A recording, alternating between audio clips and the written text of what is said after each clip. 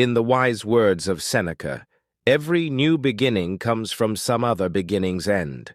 What if I told you that in just 7 days, you could become a completely different person, not just a slightly improved version of yourself, but someone so transformed that even your closest friends and family would have to take a second look? This isn't some gimmick. This is a disciplined, calculated, and relentless approach to reinventing yourself from the inside out. You don't need years to change. You don't need to wait for the right time. All you need is 1 week, 7 days of absolute commitment to step into a new identity that commands respect, discipline, and purpose. It's about dismantling the patterns that have held you back and forging the habits that create the person you were always meant to be. It's about choosing your future instead of passively waiting for it to happen. Understand this. People who make drastic changes don't wait for a perfect moment. They don't sit around hoping things will get easier. They seize the now. They realize that the version of themselves they dream of becoming isn't waiting for them in the distant future. It's built today, in this very moment. Transformation doesn't happen slowly over years. It happens in an instant, the moment you decide, and follow it with unrelenting action. When this week is over, you will not be the same. Your mind, your body, your habits, they will shift to match the highest version of yourself. If you've ever wished for a reset button, this is it. But there's no room for hesitation, no half measures, no excuses. So if you're ready to stop playing small, to stop waiting for change, and to finally take full control of your future, listen closely. Your transformation begins now. Day 1. Confront your current self. It all starts with one decision: to stop lying to yourself, to stop pretending that everything is fine when deep down you know you've been playing small. The hardest thing to do isn't changing your life. It's admitting that you need to change, that the way you've been operating, the habits, the mindset, the distractions, isn't getting you anywhere. That's the real battle. And today, you face it head-on. The Stoics had a practice of radical self-honesty.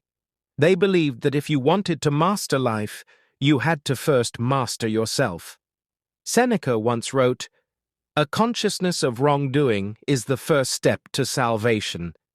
Think about that. Most people never take that first step because it's uncomfortable. It's easier to blame the world, the economy, other people.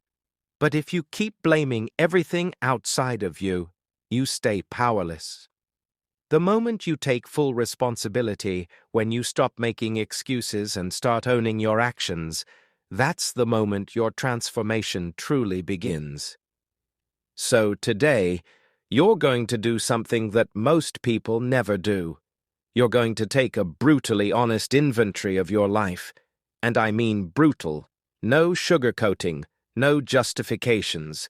Grab a notebook, open your phone's notes app, whatever works, but write this down. What habits are holding you back?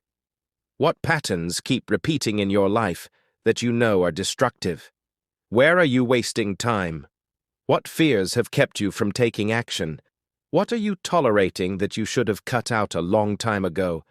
If this exercise makes you uncomfortable, good. That means you're finally seeing the truth. And now here's the hardest part. You have to let go of the old you. The version of yourself that made excuses, the one that procrastinated, the one that allowed bad habits to take control. That version has to die today. Marcus Aurelius said, "It is not death that a man should fear, but he should fear never beginning to live." What he meant was that real death isn't the end of life. It's the refusal to truly live while you're here. And if you don't confront the parts of yourself that are keeping you stuck, you will stay exactly where you are, watching life pass you by. So how do you do this? You need a symbolic act, something to mark this as the official moment you left your old self behind. Take that as the only way to truly change is to burn the bridge to your past self, so there is no way back. Day 2. Reinvent your routine. Your habits are either working for you or against you. There's no in-between. Every single day, the things you do, the routines you follow, and the choices you make are shaping your future. And most people, they don't even realize it.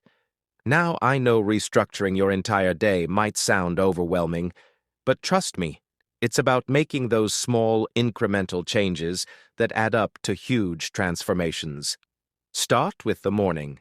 How you begin your day sets the tone for the rest of it. Think about it. If you start off rushed and chaotic, that's likely how you'll feel for hours afterward. But start calm, planned, and with purpose, and you maintain that control and focus throughout the day. So, tomorrow, when you wake up, take a moment. Just a few minutes. Sit at the edge of your bed, and like Seneca, who advocated for quiet reflection to prepare for the day's challenges, reflect on what you want to achieve today.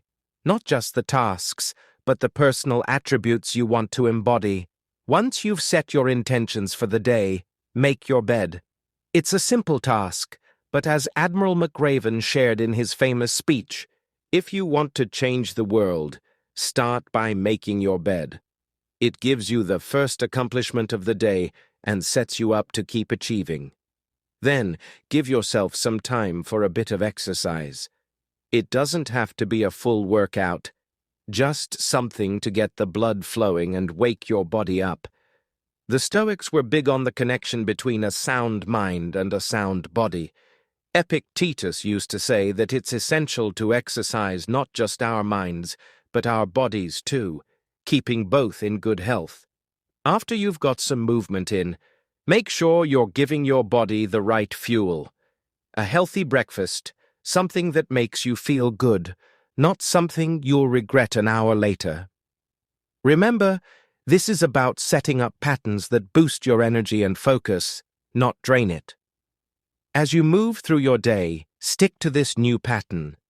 Instead of reaching for your phone to scroll through social media during breaks, maybe step outside, take a walk, or read a page or two of a good book.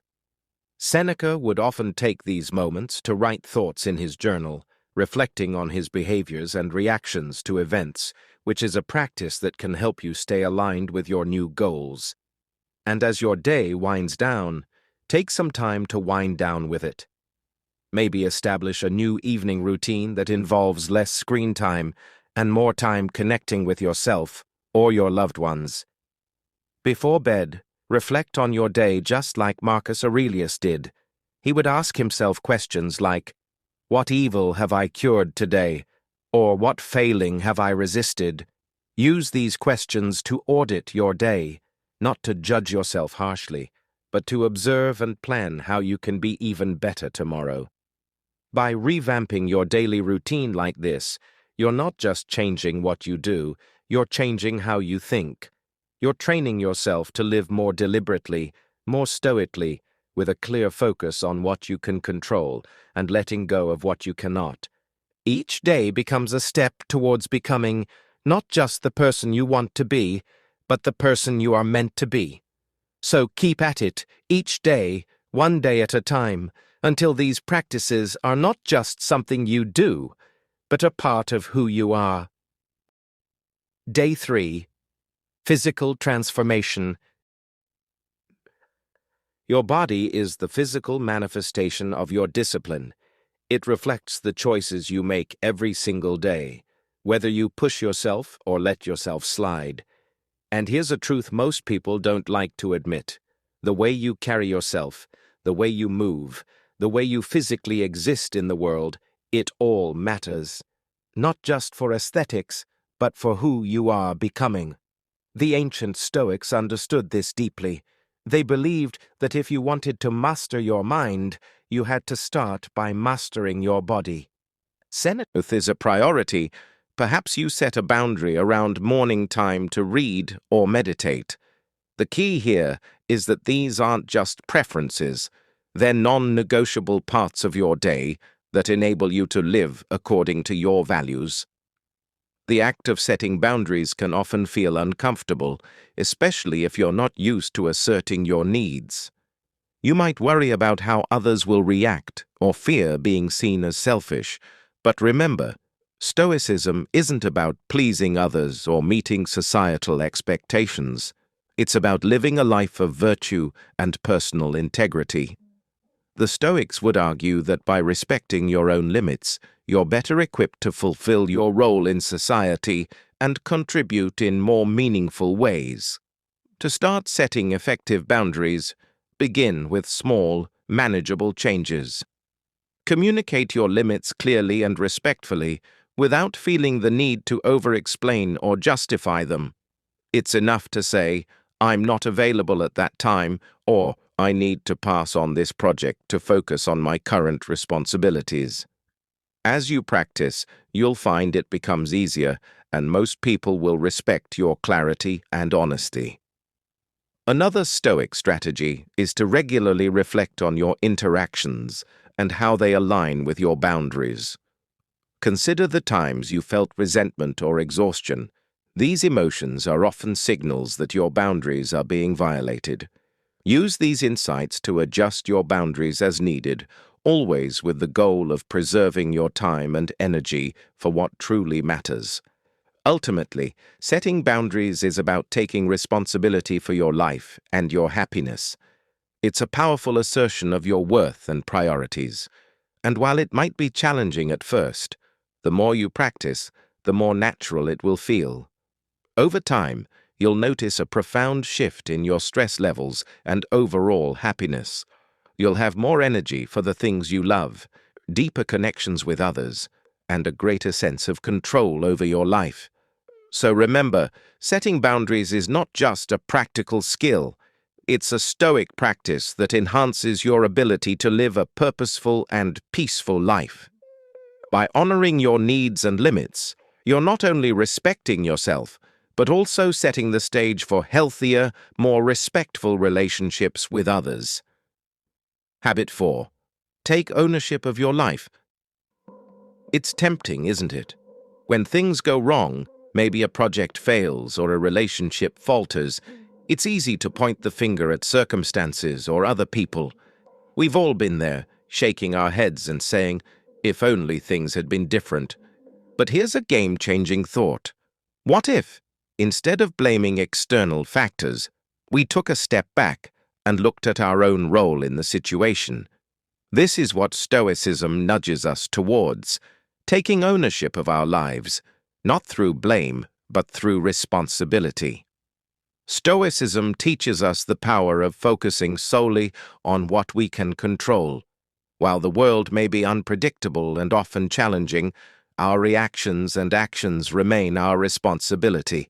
This might sound a bit daunting at first, but there's incredible strength and freedom in realizing that you are the chief architect of your life. When you start taking ownership, you move from a passive state, where things happen to you, to an active state where you create your own path. Taking ownership means acknowledging that your decisions, your reactions, and your mindset all play a crucial role in how your life unfolds. For instance, if you're unhappy in your job, rather than lamenting your bad luck in landing that position, explore what actions you can take. Could you seek new skills, apply for a new role, or even discuss with your manager about changes that could improve your situation? The Stoic approach is not about resignation, but about proactive engagement with life's challenges. A key part of this is also owning your mistakes. We all make them, and frankly, it's one of the most human things about us. However, the difference lies in how we handle these slip-ups. Do we ignore them, blame others, or do we face them head-on, learn from them, and grow? The Stoics would advocate for the latter. They saw in the world, it's in your head. So today, you stop reacting like a puppet controlled by circumstances, and you start thinking like a warrior who owns every situation. The first step? Awareness. Pay attention to your thoughts today. Notice how often doubt creeps in, how quickly you make excuses, how easily you let negativity take over. Every time you hear that little voice saying, "I can't," stop it in its tracks. Question it. Challenge it. Ask yourself, who told me that? Where did that belief come from? Is it even true? Because most of the time it's not. It's just an old script you've been running on autopilot, a story you picked up from someone else, a fear disguised as logic.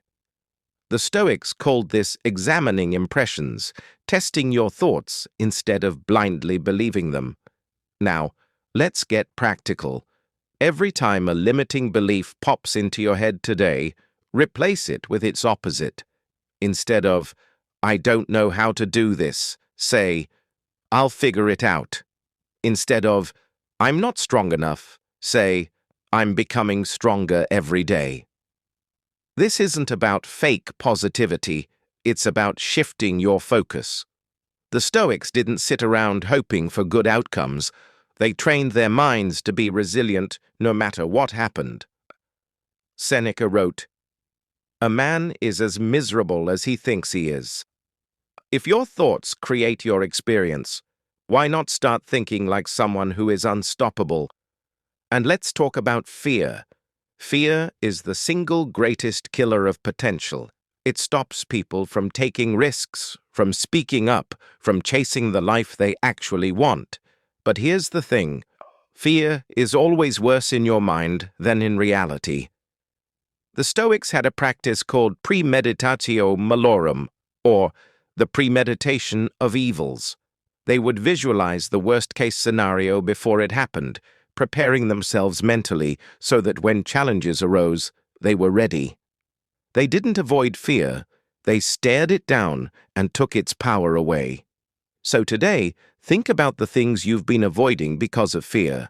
Maybe it's starting that project, having that difficult conversation, stepping out of your comfort zone.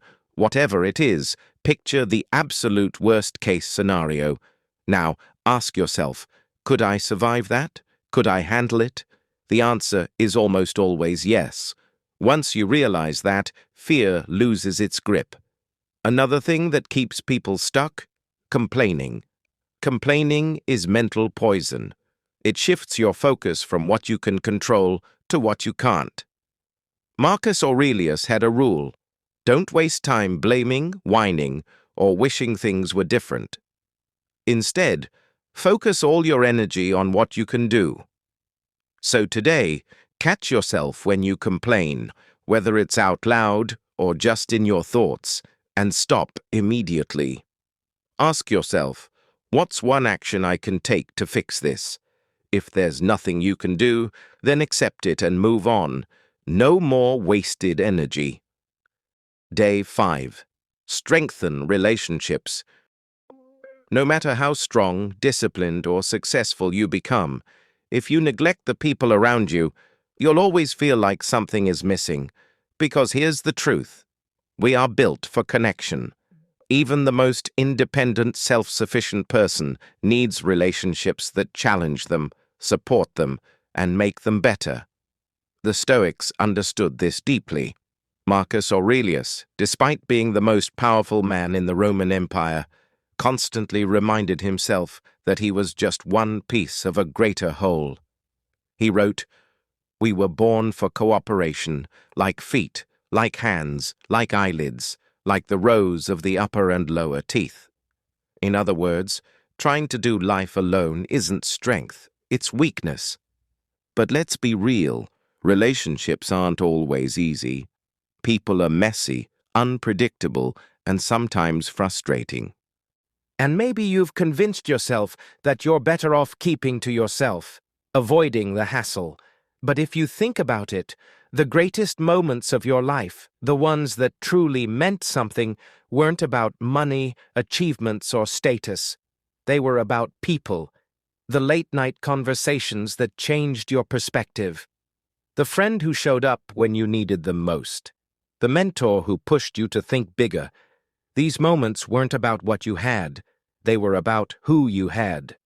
So today it's time to strengthen your relationships, not just the ones that are easy, but the ones that truly matter. And that starts with a simple but often overlooked habit: being present. In our world of distractions, where most people can't get through a conversation without checking their phone, the ability to give someone your full attention is rare, but it's powerful.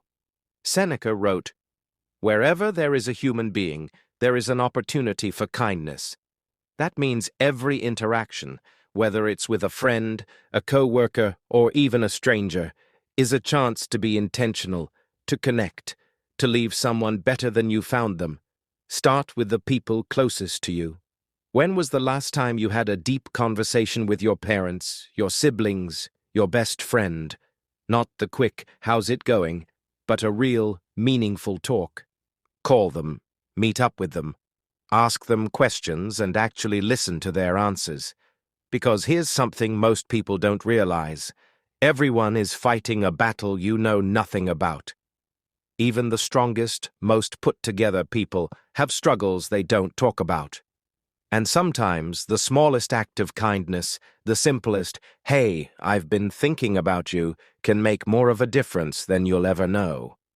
Now, let's talk about the people you surround yourself with.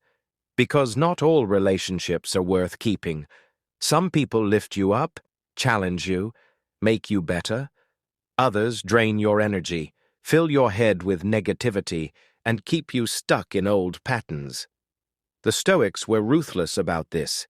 Epictetus said, "The key is to keep company only with people who uplift you, whose presence calls forth your best." Take a hard look at the people in your life. Are they pushing you toward the person you want to become, or are they holding you back? If it's the latter, it's time to distance yourself. That doesn't mean you have to cut people off cold, but it does mean being intentional about who gets your time and energy.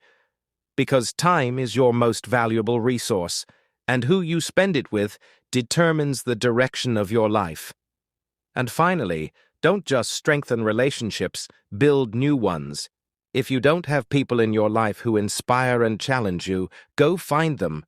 Join a new community, reach out to someone you admire, put yourself in places where high-level people gather. The Stoics believed in seeking wisdom from others, learning from those who have walked the path before you. Seneca was a mentor to Nero. Epictetus was a teacher to many. No one grows in isolation. If you want to become the best version of yourself, you need to surround yourself with people who reflect that version. Day 6. Plan for the future. Most people drift through life without a plan. They wake up, go to work, pay their bills, scroll through their phones, and repeat, year after year, without ever asking themselves, "Where am I actually going?" They let life happen to them instead of deciding where they want to go. But here's the thing: if you don't have a direction, you'll never get anywhere. The Stoics were big on this. Marcus Aurelius wrote, "A man's life is dyed by the color of his thoughts." What you focus on, what you plan for, and what you consistently work toward, that's what shapes your future. And if you're not clear on what that future looks like, you'll end up stuck in the same cycles, wondering why nothing ever changes. By now, you've spent the past 5 days tearing down old habits, sharpening your mind, and strengthening your body. But transformation isn't just about becoming better. It's about building a future that reflects that new version of you. And that doesn't happen by accident. It happens by planning, intentionally, strategically, and with absolute clarity. Seneca said, "If one doesn't aching up in the morning, the clearer you are, the easier it is to move toward that vision." Now take that 5-year vision and break it down. What needs to happen in the next year to get closer to that? What needs to happen in the next 6 months? The next month? The next week? Most people get stuck because they only dream about the future. They don't create a system for actually getting there. But planning is useless without execution. Marcus Aurelius had a rule: act according to reason, not impulse. That means setting a strategy and following through with discipline, not just when it's convenient, but every single day. And here's a key point. Your plan needs to be flexible. The Stoics understood that no matter how much you prepare, life is unpredictable. You'll face setbacks. Unexpected challenges will come up. But that's not a reason to stop. It's a reason to adapt. Epictetus said, "Circumstances don't make the man, they reveal him. So when things don't go as planned, adjust. Find another way. Keep moving forward. The people who succeed aren't the ones with the perfect plan. They're the ones who stay committed no matter what." Day 7. Reflect and reset. The Stoics believed deeply in the power of reflection. Every night before he slept, Seneca would review his day, asking himself, "What did I do well? What could I have done better? What lessons did I learn?" This wasn't about self-judgment. It was about self-mastery, about making sure that each day wasn't wasted, but instead used as a building block for something greater. And that's exactly what today is about. Looking back, not with guilt or regret, but with clarity and purpose. So ask yourself, what changed this week? Look at your habits. How do you feel compared to a week ago? Look at your mindset. Are you thinking differently? Look at your confidence. Are you walking with more purpose? If you really committed to this process, the answer should be obvious. But there's something else to reflect on, too. The resistance. Because let's be honest, this wasn't easy. There were moments where you wanted to quit. Where your old habits tried to pull you back. Where the voice of doubt crept in, whispering that this was pointless, that you'd never really change. That voice isn't gone, and it probably never will be. But the difference now? You don't listen to it anymore. Epictetus said, "Progress is not achieved by luck or accident, but by working on yourself daily." And that's the key. This week wasn't a magic trick. It wasn't about a quick fix or instant results. It was about momentum, about proving to yourself that change is possible when you stop waiting and start moving. But momentum only lasts if you keep it going. So now, the real question is, what happens next? Because let's be clear, if you don't actively continue this work, your old self will creep back in. You'll slip into familiar patterns, and before you know it, a week will pass, then a month, then a year, and you'll wake up wondering how you ended up exactly where you started. That's what happens to most people. They get a taste of change, but they don't lock it in. They don't create systems to sustain it. And that's why today isn't just about reflecting, it's about resetting. Solidifying these new habits so they become part of you, not just something you tried once. Marcus Aurelius reminded himself daily, "Waste no more time arguing about what a good man should be. Be one." You already know what needs to be done. You already are the person you want to be. You just have to keep showing up as them. That means continuing the habits you built this week. Continuing to push yourself. Continuing to eliminate distractions, challenge your mind, strengthen your body, and surround yourself with people who elevate you. You've proven that change isn't something that happens to you. It's something you create. The habits you build, the choices you make, the way you carry yourself, all of it shapes the person you're becoming. And now, the only question left is, will you keep going? Most people will